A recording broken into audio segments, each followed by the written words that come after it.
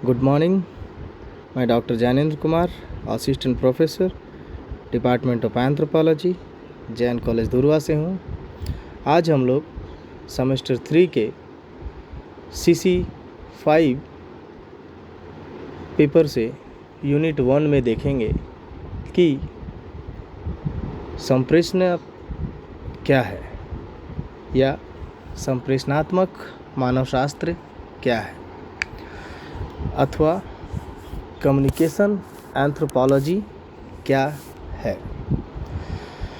Unit 1 में है क्या है संप्रेषण। इस पर आज हम विचार करेंगे। संप्रेषण के लिए अंग्रेजी भाषा में कम्युनिकेशन शब्द का प्रयोग किया जाता है। इसकी उत्पत्ति लैटिन भाषा के कम्युनिस शब्द से हुई है। कम्युनिस शब्द का अर्थ है जानना या समझना। कम्युनिस्ट शब्द को कॉमन शब्द से लिया गया है, जिसका अर्थ है किसी विचार या तथ्य को कुछ व्यक्तियों में समानतया कॉमन बना देना। इस प्रकार संप्रेषण या संचार शब्द का आशय यह है कि तथ्यों, सूचनाओं, विचारों आदि को भेजना अथवा समझना। इस प्रकार संप्रेषण एक द्विमार्गी प्रक्रिया है, जिसके लिए आवश्यक है कि यह संबंधित व्यक्तियों तक उसी अर्थ में पहुँचे जिस अर्थ में संप्रेषणकर्ता ने अपने विचारों को भेजा है। यदि संदेश प्राप्तकर्ता संदेशवाहक द्वारा भेजे गए संदेशों को उस रूप में ग्रहण नहीं करता तो संप्रेषण पूरा नहीं माना जाएगा।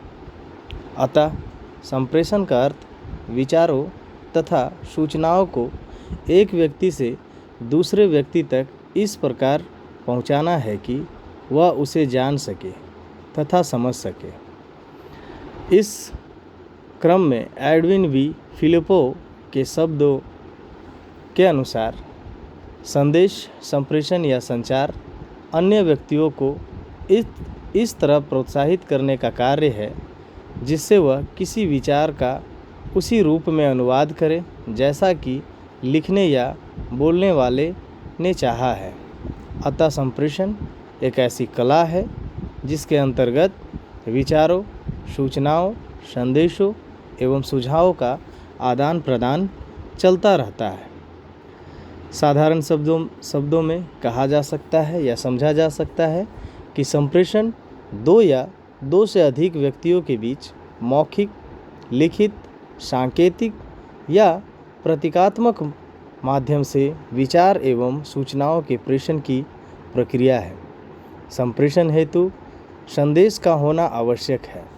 संप्रेषण में पहला पक्ष प्रेषक तथा दूसरा पक्ष प्रेषणी कहलाता है। संप्रेषण उसी समय पूर्ण होता है जब संदेश मिल जाता है और उसकी स्वीकृति या प्रत्युत्तर दिया जाता है। अतः यह मानवशास्त्र की वह शाखा है जिसके अंतर्गत मानवीय संप्रेषण को मानवशास्त्रीय तकनीक, विधि, दृष्टिकोण एवं सिद्धांत के आधार पर समझने, वर्णन करने, व्याख्या करने तथा विश्लेषण करने का प्रयास किया जाता है। सरल शब्दों में संप्रेषण का तात्पर्य विविध प्रकार की सूचनाओं के लेन देन से संबंधित है। मानव एक व्यक्ति है, साथ ही साथ वह सामाजिक प्राणी भी है। वह अपनी विविध आवश्यकताओं की पूर्ति हेतु समाज पर आश्रित रहता है। अनेक प्रकार की आवश्यकताओं की पूर्ति के लिए उसे समाज के सदस्यों के साथ संप्रेषण करना पड़ता है। वह अपने विचार, भावना, इच्छा, स्वीकृति, अस्वीकृति, आदेश, आदेश पालन, ज्ञान विज्ञान, कला तथा अन्य सभी प्रकार की इच्छाओं को संप्रेषण के माध्यम से दूसरे तक पहुंचाता है तथा दूसरों से ग्रहण करता है। इस तरह संप्रेषण एक दो तरफी प्रक्रिया है। संप्रेषण में एक व्यक्ति सूचना भेजने वाला तथा दूसरा व्यक्ति सूचना प्राप्त करने वाला होता है। इस तरह हम पाते हैं कि संप्रेषण एक विधि है जिसके द्वारा दो या दो से अधिक व्यक्तियों के बीच सूचनाओं का आदान प्रदान होता है। जो व्यक्ति सूचना भेजता है उसे सूचना भेजने वाला तथा जो व्यक्ति सूचना प्राप्त करता है उसे सूचना प्राप्त करने वाला कहा जाता है। लेकिन अगर सूचना प्राप्त करने वाला कुछ सूचना भेजता है तब वह सूचना भेजने वाला बन जाता है। उसी तरह जब सूचना भेजने वाला सूचना प्राप्त करता है तब वह सूचना प्राप्त करने वाला बन जाता है। कहने का तात्पर्य यह है कि एक ही व्यक्ति एक समय सूचना भेजने वाला होता है लेकिन दूसरे समय वह सूचना प्राप्त करने वाला बन जाता है। अतः संप्रेषण दो तरफी व्यवस्था है। इस व्यवस्था का संबंध सूचनाओं को भेजने तथा प्राप्त करने से होता है। संप्रेषण मुख्य रूप से मौखिक, लिखित या गैर शाब्दिक हो सकता है। इस आधार पर कहा जा सकता है कि संप्रेषण मुख्य रूप से 3 प्रकार के होते हैं। पहला, मौखिक संप्रेषण। जब कोई संदेश मौखिक अर्थात मुख से बोलकर भेजा जाता है तो उसे मौखिक संप्रेषण कहा जाता है। यह भाषण, मीटिंग, सामूहिक परिचर्चा, सम्मेलन, टेलीफोन पर बातचीत, रेडियो द्वारा संदेश भेजना आदि हो सकता है। यह संप्रेषण का प्रभावी एवं सस्ता तरीका है। यह आंतरिक एवं बाह्य दोनों प्रकार के संप्रेषण के लिए सामान्य रूप से प्रयोग किया जाता है। मौखिक संप्रेषण की सबसे बड़ी कमी है कि इसे प्रमाणित नहीं किया जा सकता क्योंकि इसका कोई प्रमाण नहीं होता है। दूसरा संप्रेषण है लिखित संप्रेषण। जब संदेश को लिखे गए शब्दों में भेजा जाता है जैसे पत्र, Telegram, memo, circular, notice, report आदि तो इसे लिखित संप्रेषण कहते हैं। इसकी आवश्यकता पड़ने पर पुष्टि की जा सकती है। सामान्यतः लिखित संदेश भेजते समय व्यक्ति संदेश के संबंध में सावधान रहता है। यह औपचारिक होता है, इसमें अपनापन नहीं होता तथा गोपनीयता को बनाए रखना भी कठिन होता है। तीसरा महत्वपूर्ण संप्रेषण है गैर शाब्दिक संप्रेषण। ऐसा संप्रेषण जिसमें शब्दों का प्रयोग नहीं होता है उसे गैर शाब्दिक संप्रेषण कह सकते हैं। जब आप कोई तस्वीर, ग्राफ, प्रतीक, आकृति इत्यादि देखते हैं आपको उनमें प्रदर्शित संदेश प्राप्त हो जाता है। यह सभी दृश्य संप्रेषण है। घंटी, सीटी, बजर, बिगुल ऐसे ही उपकरण है जिसके माध्यम से हम अपना संदेश भेज सकते हैं। इस प्रकार की आवाज़ें श्रुति कहलाती है। इस प्रकार से शारीरिक मुद्राओं जिसमें शरीर के विभिन्न अंगों का उपयोग किया गया हो उनके द्वारा भी हम संप्रेषण करते हैं। उन्हें हम संकेतों द्वारा संप्रेषण कह सकते हैं। हम अपने राष्ट्रीय ध्वज को सलाम करते हैं। हाथ मिलाना, सिर को हिलाना, चेहरे पर क्रोध का भाव लाना, राष्ट्रगान के समय सावधान की अवस्था में रहना आदि यह सभी संकेत के माध्यम से संप्रेषण के उदाहरण हैं। जब अध्यापक विद्यार्थी की पीठ पर थपकी देता है तो उसे उसके कार्य की सराहना माना जाता है तथा इससे विद्यार्थी और अच्छा कार्य करने के लिए प्रेरित होता है। संप्रेषण की कुछ विशेषताएं हैं जिसके वजह से मानवशास्त्र में संप्रेषण मानवशास्त्र का जन्म हुआ।